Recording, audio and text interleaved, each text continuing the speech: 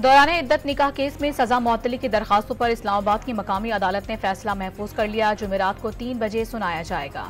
मंशूर में अक़लियती खाना शामिल नहीं तो अक़लियतों की लिस्ट नहीं दी जाएगी। अगर ख़वातीन या अक़लियतों की लिस्ट नहीं दी गई तो असरात तो होंगे।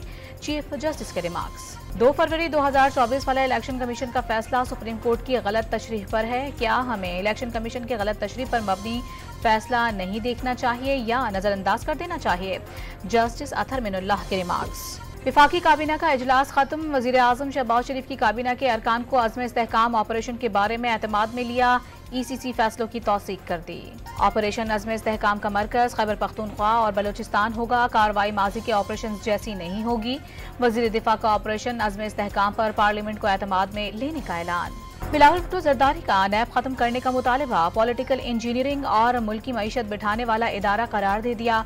नैब के हामियों की जानिब से भी सपोर्ट मिलने के लिए पुरुम्मीद। कराची में कयामत खेज गर्मी, जाने निकलने लगी। ईदी फाउंडेशन का 3 दिन में 300 लाशें सर्द खाने लाने का दावा।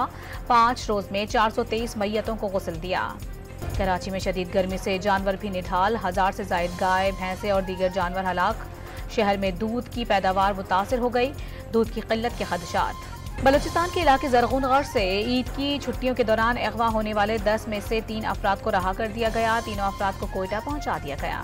खैबर पख्तूनख्वा में लाखों टन गंदम खराब होने का इंकशाफ। गोदामों में पड़ी गंदम में कीड़े पड़ गए। 24 डिस्ट्रिक्ट फूड कंट्रोलर्स का डायरेक्टर फूड को खत। और T20 वर्ल्ड कप में अफगानिस्तान ने बांग्लादेश को शिकस्त देकर पहली मर्तबा सेमीफाइनल के लिए क्वालिफाई कर लिया। ऑस्ट्रेलिया और बांग्लादेश इवेंट से बाहर हो गए।